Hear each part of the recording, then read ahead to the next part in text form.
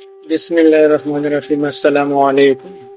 حضرت عمر رضی اللہ تعالی عنہ نے کبھی کوئی خواہش نہیں کی۔ ایک دن مچھلی کھانے کو دل چاہا تو اپنے غلام یرکا سے اظہار فرمایا۔ یرکا آپ کا بڑا وفادار غلام تھا۔ ایک دن آپ نے فرمایا، یرکا آج مچھلی کھانے کو دل کرتا ہے، لیکن مسئلہ یہ ہے 8 میل دور جانا پڑے گا دریا کے پاس مچھلی لینے، اور 8 میل واپس آنا پڑے گا مچھلی لے کے۔ پھر آپ نے فرمایا، رہنے دو، کھاتے ہی نہیں۔ ایک چھوٹی سی خواہش کے لیے اپنے آپ کو اتنے مشقت میں ڈالنا اچھا نہیں لگتا کہ 8 میل جانا اور 8 میل واپس آنا صرف میری مچھلی کے لیے۔ چھوڑو یرکا، اگر قریب سے ملتی تو اور بات تھی۔ غلام کہتا ہے، میں کئی سالوں سے آپ کا خادم تھا، لیکن کبھی آپ نے کوئی خواہش کی ہی نہیں تھی، پر آج جب خواہش کی ہے تو میں نے دل میں خیال کیا کہ حضرت عمر فاروق نے پہلی مرتبہ خواہش کی ہے اور میں پوری نہ کروں، ایسا کیسے ہو سکتا ہے؟ غلام کہتے ہیں، جناب عمر رضی اللہ عنہ ظہر کے نماز پڑھنے گئے تو مجھے معلوم تھا ان کے پاس کچھ مہمان آئے ہوئے ہیں، عصر ان کی وحی ہو جائے گی۔ غلام کہتا ہے کہ میں نے حضرت عمر رضی اللہ عنہ کے پیچھے نماز پڑھی اور 2 رکعت سنت نماز پڑھ کر میں گھوڑے پر بیٹھا۔ عربی نسل کا گھوڑا تھا، دوڑا کر میں دریا پر پہنچ گیا۔ عربی نسل کے گھوڑے کو 8 میل کیا کہتے۔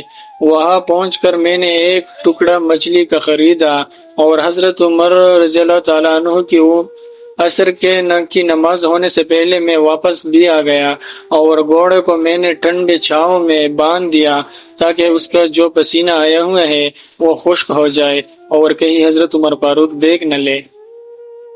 غلام کہتے ہیں کہ گھوڑے کا پسینہ تو خشک ہو گیا، پر پسینے کی وجہ سے گرد و غبار گھوڑے پر جم گیا تھا، جو واضح نظر آ رہا تھا کہ گھوڑا کہیں سفر پہ گیا تھا۔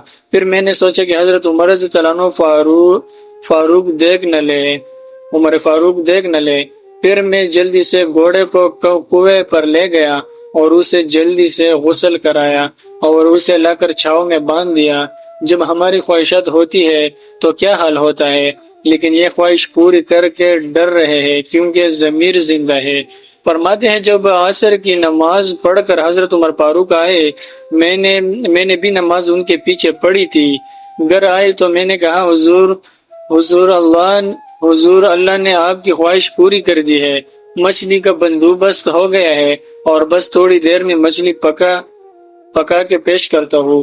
کہتے ہیں، میں نے یہ لفظ کہے تو جناب عمر فاروق اٹھے اور گھوڑے کے پاس چلے گئے۔ گھوڑے کی پشت پر ہاتھ پھیرا، اس کی ٹانگوں میں ہاتھ پھیرا اور پھر اس کے کھانوں کے پاس گئے اور گھوڑے کا پھر ایک کان اٹھایا اور کہنے لگے، یرکا، تو نے سارا گھوڑا تو دھو دیا، لیکن کانوں کے پیچھے سے پسینہ صاف کرنا تجھے یاد ہی نہیں رہا، اور یہاں تو پانی ڈالنا بھول گیا۔ حضرت عمر رضی اللہ عنہ گھٹنوں کے بل زمین پر بیٹھ گئے اور کہنے لگے، او یرکا، ادھر آ، تیری وفا میں مجھے کوئی شک نہیں ہے، اور میں کوئی زیادہ نیک آدمی بھی نہیں ہوں، کوئی پرہیزگار بھی نہیں ہوں، میں تو دعائیں مانگتا ہوں، اللہ تعالیٰ، اے اللہ، میری نیکیاں اور برائیاں برابر کر کے مجھے معاف فرما دے۔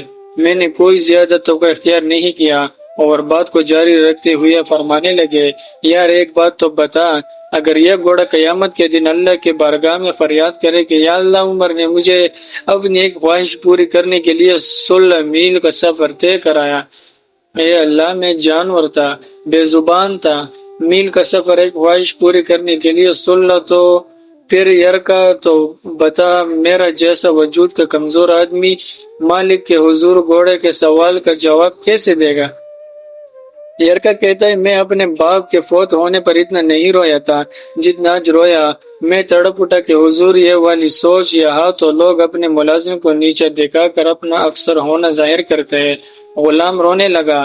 حضرت عمر فاروق کہنے لگے، آپ اب اس طرح کر، گھوڑے کو تھوڑا چارہ اضافی ڈال دے، اور یہ جو مچھلی لے کے آئے ہو اسے مدینے کے غریب گھروں میں تقسیم کر دو، اور انہیں یہ مچھلی دے کر کہنا کہ تیری بخشش کی بھی دعا کرے، اور معافی کی بھی دعا کرے، صرف آپ ہی پڑھ کر آگے نہ بڑھ جائے